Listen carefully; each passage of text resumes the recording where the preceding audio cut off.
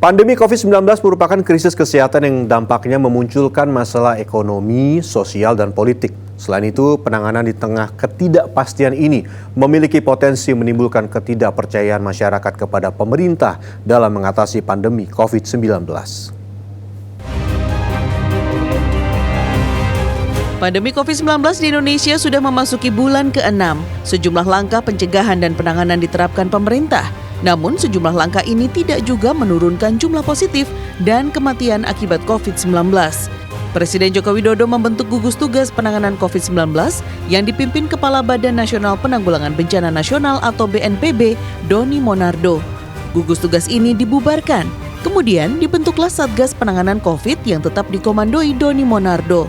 Sementara penanganan pemulihan ekonomi nasional diketuai Budi Gunadi Sadikin pada akhir Juli. Dua Satgas ini berada di bawah Komite Kebijakan yang dipimpin Menteri Koordinator Perekonomian Erlangga Hartarto. Pada awal September, Presiden membentuk tim pengembangan vaksin corona dengan tujuan mewujudkan ketahanan nasional dalam pengembangan vaksin COVID-19. Berselang 2 pekan, Presiden Jokowi memerintahkan Menteri Koordinator Bidang Maritim dan Investasi Luhut Binsar Panjaitan dan Ketua Satgas Penanganan COVID-19 Doni Monardo untuk menurunkan kasus COVID-19 di 9 provinsi. Selain itu, keduanya diperintahkan untuk meningkatkan kasus sembuh dan menurunkan kasus kematian. Target yang diharapkan adalah penurunan penambahan kasus harian, peningkatan angka kesembuhan, menurunkan angka kematian. Diminta oleh Presiden agar target ini dapat dicapai dalam waktu 2 minggu ke depan. Sekjen Pengurus Besar Ikatan Dokter Indonesia menilai sebagian negara besar termasuk Indonesia tidak siap dalam menghadapi pandemi sehingga gagap dalam penanganan.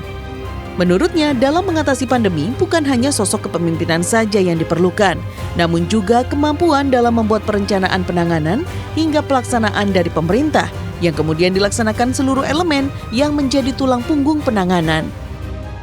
Pada saat intervensi terkait dengan kebijakan strategis ini terlalu banyak dan tidak bisa memutuskan mana yang menjadi prioritas atau mana skala prioritasnya, di sini yang jadi masalah. Jadi saya melihat ini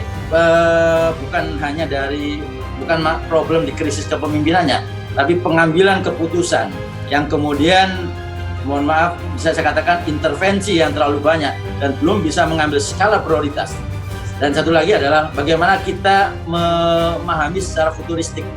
Dalam artian antisipasi ke depan. Karena kita bicara sekarang virus yang semua orang tidak tahu. Pengamat kebijakan publik Universitas Indonesia mengatakan peran kepala negara dalam penanganan pandemi ini sangat penting.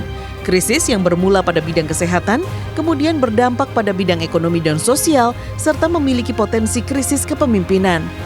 Pembentukan sejumlah lembaga ad hoc yang hasilnya tidak sesuai dengan apa yang diharapkan Presiden justru bisa menimbulkan ketidakpercayaan masyarakat dalam mengatasi pandemi.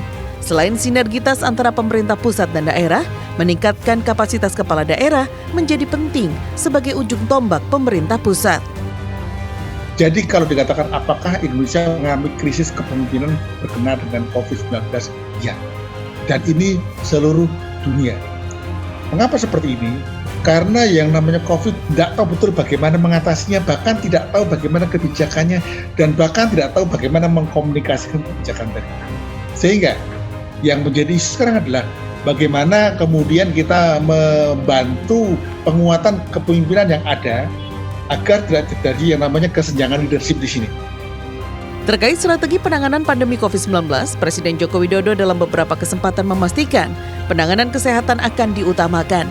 Setiap kebijakan yang diambil tetap memperhatikan secara komprehensif aspek-aspek lainnya, khususnya aspek sosial, ekonomi, dan sosial politik. Tim Liputan Transmedia.